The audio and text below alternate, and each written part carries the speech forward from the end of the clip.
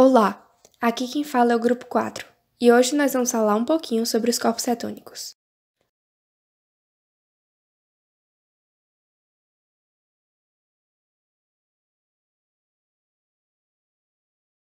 Os tópicos que serão apresentados são o conceito, as funções, os exemplos, a cetogênese, a cetólise, a quantidade ideal a ser produzida, o excesso e falta, a dieta cetogênica, a cetonúria e a cetoacidose. Corpos cetônicos são 3 substâncias solúveis em água, que apresenta o grupo funcional cetona, que são produtos derivados da quebra dos ácidos graxos. A produção dessas moléculas aumenta quando os níveis de insulina estão baixos, gerada pela baixa ingestão de alimentos, jejum prolongado, dieta com restrição de carboidratos, exercícios intensos prolongados ou o alcoolismo. São sintetizados na matriz mitocondrial dos hepatócitos, o fígado, durante a entrada da acetilcoenzima A no ciclo do ácido cítrico, formando acetoacetato, o beta-hidroxibutirato e a acetona. A função dos corpos cetônicos é permitir o transporte da energia obtida pela oxidação dos ácidos graxos aos tecidos periféricos, para lá serem utilizados na síntese de ATP. O córtex renal e o coração são estruturas que preferem o acetoacetato à glicose. Os corpos cetônicos são importantes fontes de energia para os tecidos periféricos. São solúveis em solução aquosa, ou seja, não precisam de transportadores no sangue e são utilizados nos tecidos extrahepáticos, inclusive no cérebro. Em jejum muito prolongado, 75% das necessidades energéticas do cérebro são atendidas pelo acetoacetato. Entre os exemplos de corpos cetônicos estão a acetona, o acetoacetato e o BHB, que é o beta-hidroxibutirato. Todos nós temos acetona em nossos corpos, devido à conversão de gordura corporal em cetonas através da cetogênese. Quando o corpo começa a produzir cetonas como combustível, o processo não é tão eficiente quanto poderia ser, devido à relativa falta de substratos energéticos e enzimas produtoras de cetonas. É muito provável que na situação de dieta ou jejum, a cetona produzida é o acetoacetato, que logo em seguida é enviada à nossa circulação para ser usada pelos tecidos. Embora seja uma eficiente alternativa de energia para o açúcar, o acetoacetato também pode ser convertido espontaneamente em acetona. Quando isso acontece, a acetona se torna praticamente inútil e viaja pelo corpo até ser excretada em nossa respiração, urina e suor. Infelizmente, isso nos leva a ter o que muitos chamam de cetorrespiração, o cheiro não tão agradável de esmalte de unha fraco ou fruta madura, que sai a cada expiração. À medida que a necessidade do corpo por cetonas aumenta, as condições no fígado favorecem mais a produção do beta-hidroxibutirato, que se tornará mais prevalente no corpo. Quando isso acontece, os níveis circulantes de acetona podem diminuir. Em termos mais simples, a acetona é apenas um subproduto do alcance e da manutenção da cetose, excretada principalmente pela respiração. Sem o acetato, não poderíamos experimentar os benefícios das cetonas. De fato, os outros dois corpos cetônicos, acetona e beta-hidroxibutirato, são formados a partir do acetoacetato. Esta acetona é pioneira, abrindo caminho para os nossos corpos usem alternativa de energia, mais eficiente quando restringimos carboidratos ou calorias.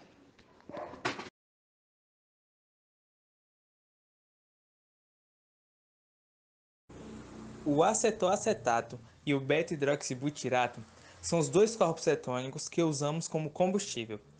O beta nos fornece mais energia e também beneficia nosso corpo de diversas maneiras diferentes. Ele é um dos 3 corpos cetônicos que seu fígado produz quando está com pouco carboidrato. É também a cetona mais abundante no corpo, constituindo aproximadamente 78% das cetonas encontradas no sangue.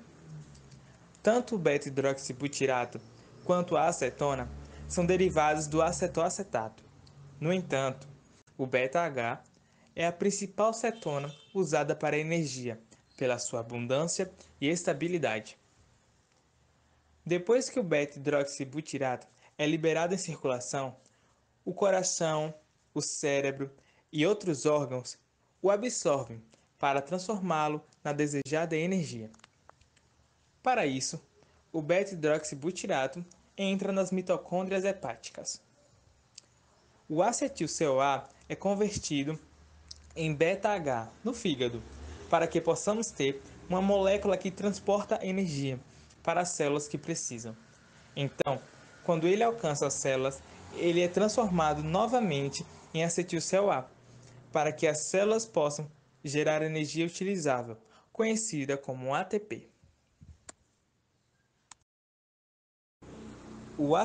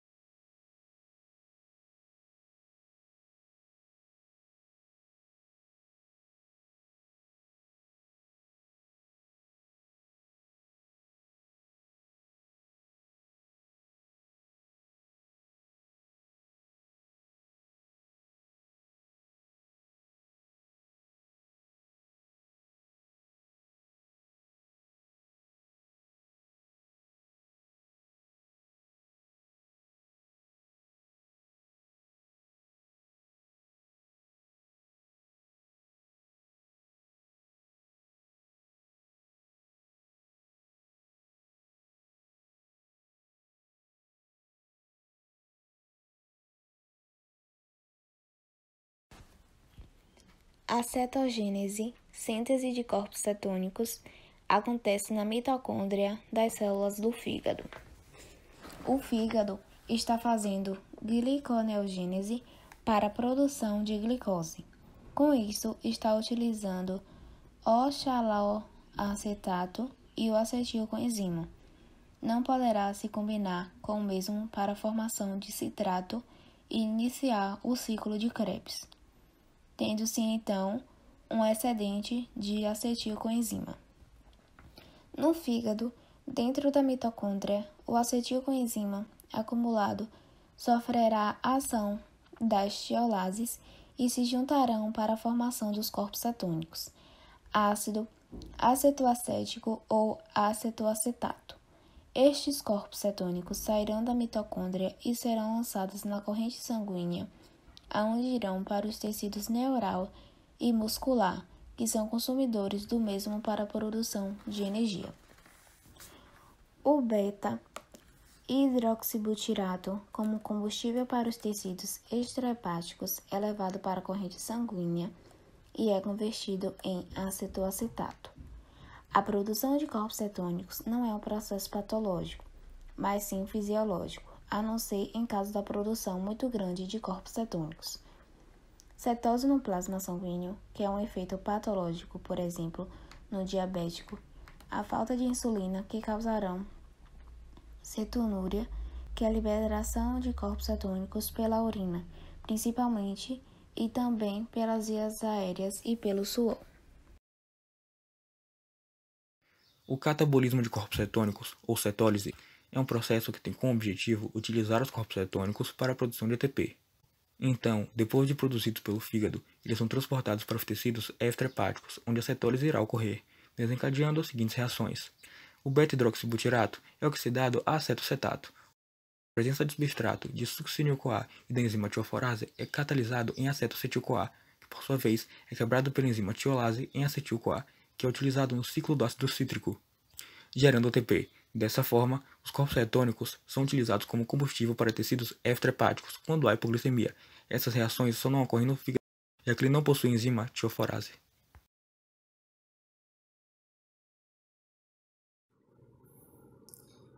Quantidade ideal a ser produzida: abaixo de 0,5 milimol não é considerado cetose. Seu metabolismo ainda está dependente de glicose.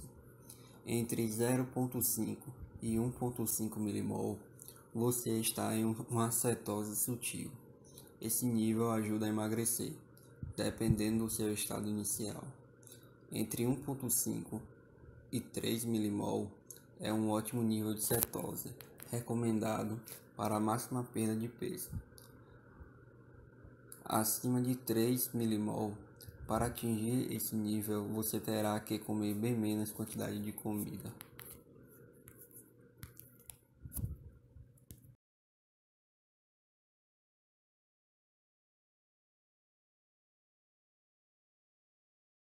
A falta de corpos cetônicos não causa dano algum ao organismo, pois o baixo nível dessa substância é normal quando se segue uma alimentação balanceada. Por outro lado, induzir o acúmulo desses corpos gera a cetose, que é o objetivo da dieta cetogênica, que indica ingerir pouco carboidrato e muita gordura, já que causa perda rápida de peso. A cetose pode provocar reações desagradáveis como fraqueza, mau hálito, tontura e cansaço. A cetoacidose, que é o nível excessivo desses corpos no sistema, que faz parte de casos de diabetes tipo 1, é uma condição perigosa, no entanto. Com a ausência de carboidratos na alimentação, o organismo utiliza de ácidos graxos, e isso acelera a produção de corpos cetônicos.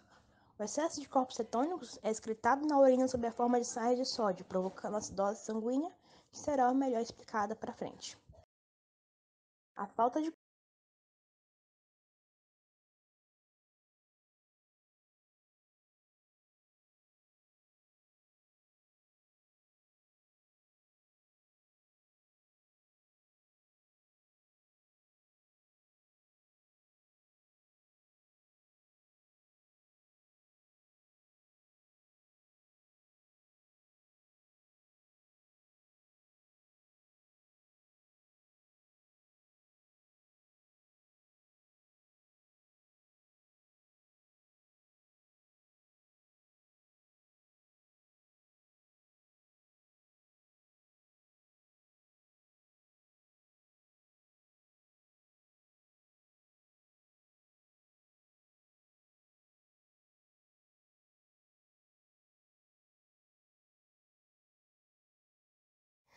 Você já ouviu falar na dieta cetogênica? É basicamente uma dieta terapêutica criada para o tratamento de epilepsia. Ela é rica em lipídios, moderada em proteínas e pobre em carboidratos. Permite uma incompleta queima das gorduras pelo fígado, resultando em corpos cetônicos no sangue e urina. Esses corpos cetônicos são utilizados como fonte de energia para o corpo. Ela surgiu na década de 80 e foi criada para tratar crianças e adolescentes que sofriam de epilepsia. Era calculada de forma muito rigorosa, com base na altura, peso e idade da pessoa que iria ser submetida ao tratamento. As crianças que eram submetidas à dieta cetogênica precisavam ser internadas em um hospital e permanecer em jejum de qualquer tipo de alimentos sólidos e líquidos por até 36 horas. Após o período de jejum, a dieta era iniciada com 90% das necessidades diárias supridas através de gorduras. Muitos frequentadores de academias de todo o mundo aderiram à dieta cetogênica para ganhar músculos. Você já deve ter ouvido falar que quando queremos perder peso, devemos consumir menos calorias do que gastamos. Essa informação é real e quanto a isso, não há questionamentos. Com a dieta cetogênica, você irá fazer exatamente isso e, consequentemente, seu corpo irá queimar gorduras indesejadas. Existe também uma variação da dieta cetogênica, que é a dieta cetogênica cíclica. Mas como ela funciona? Como quem malha muito precisa de carboidratos, alguns nutricionistas recomendam a dieta cetogênica cíclica. Como o próprio nome já sugere, é realizado um ciclo, mesclando dias em que só é permitido comer gorduras, lipídios, com dias em que só há consumo de carboidratos é permitido. Dessa forma, você precisa manter um ciclo de 6 dias comendo apenas alimentos com muita proteína e gordura, sem consumir qualquer tipo de carboidrato. Passados 6 dias, você terá que, por um dia, se alimentar apenas de alimentos ricos em carboidratos e proteínas. No dia seguinte, o ciclo se repete, com você voltando a ingerir apenas gorduras e proteínas. A dieta cetogênica cíclica faz com que seu corpo faça uma reserva de carboidratos, para que você tenha energia suficiente para puxar equipamentos na academia, nos 6 dias da semana em que só comerá gorduras e proteínas. Vale lembrar que, no dia em que você for consumir carboidratos, você deve evitar doces, bolos e todas essas ditas besteiras, inimigas de quem quer perder peso malhando. Opte por carboidratos bons, como arroz integral, mandioca, frutas e batata doce. A rotina dos treinos também podem ser seguidas normalmente, mas para não se sentir muito cansado, você pode conversar com seu instrutor da academia para que ele coloque seus exercícios mais pesados próximos aos dias em que você comeu os carboidratos, deixando os treinos mais leves para quando sua reserva de energia já não estiver tão alta, ou seja, quando você consumir gorduras e proteínas. Você já ouviu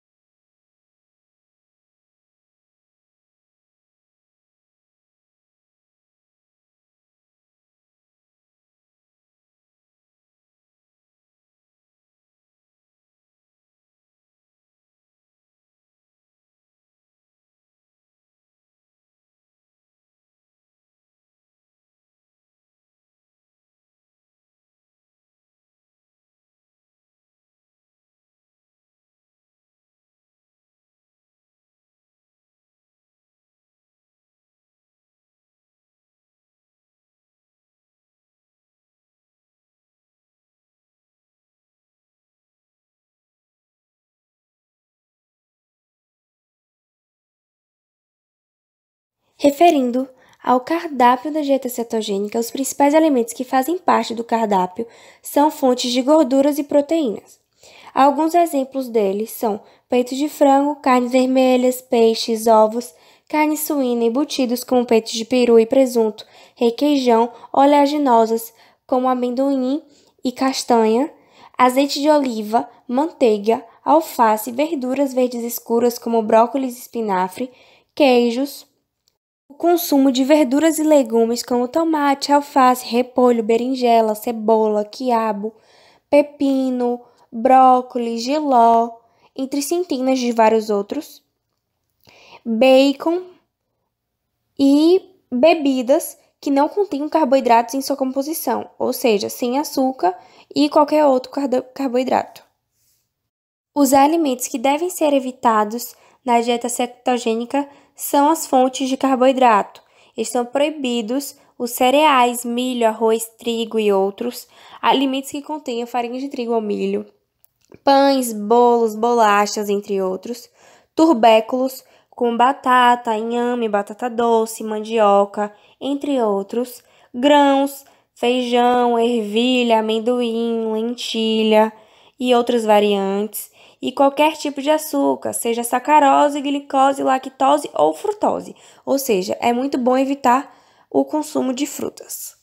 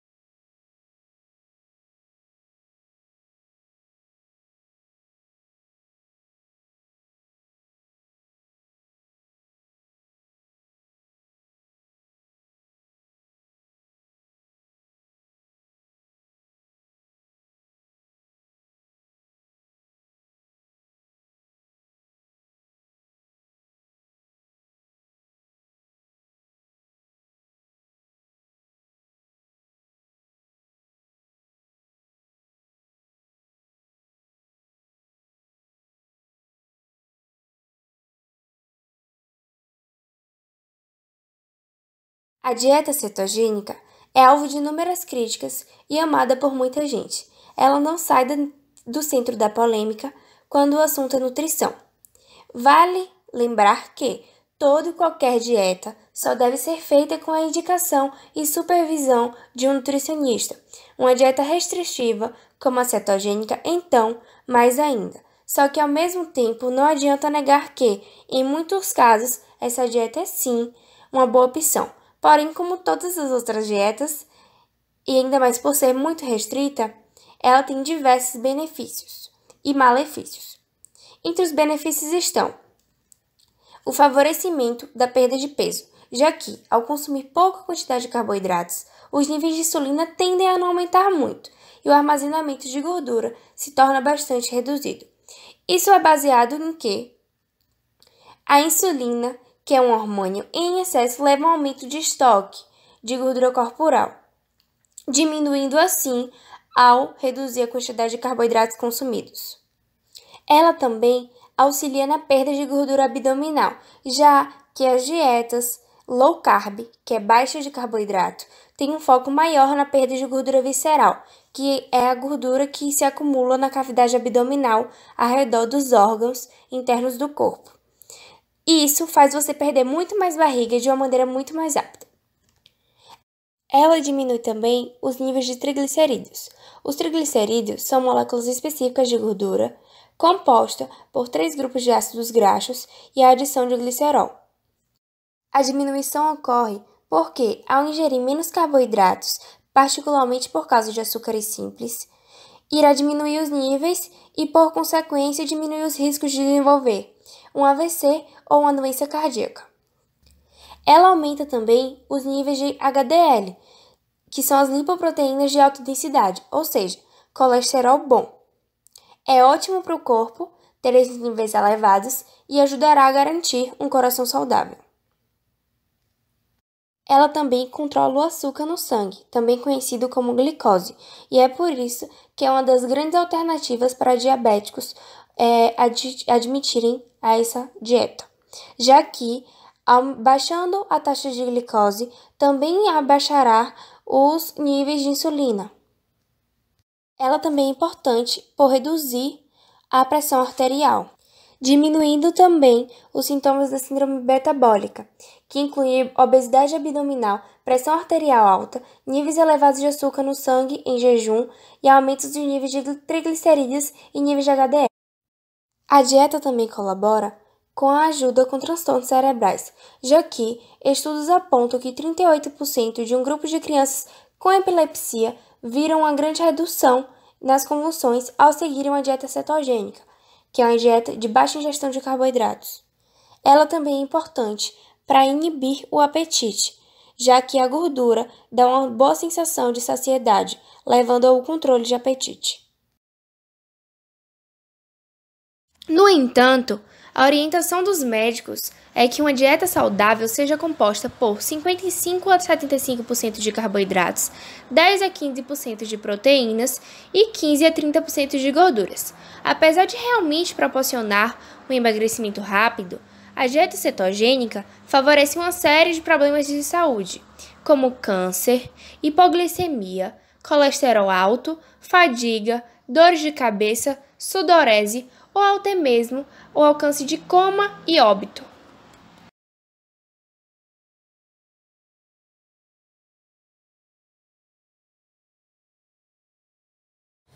Centonúria é a presença de corpos cetônicos na urina.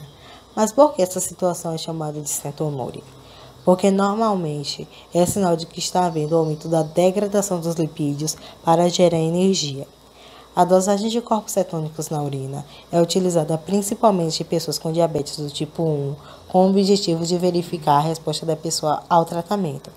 Assim, quando o tratamento com insulina não é realizado conforme a orientação do médico, é possível identificar uma elevada quantidade de corpos cetônicos, caracterizando a centonúria. A presença de corpos cetônicos na urina pode ser resultado de diversas situações, sendo as principais: diabetes do tipo 1 descompensada, cetoacidose diabética, jejum prolongado, problemas do pâncreas, prática excessiva de exercícios e dietas pobres em carboidrato e ricas em gordura.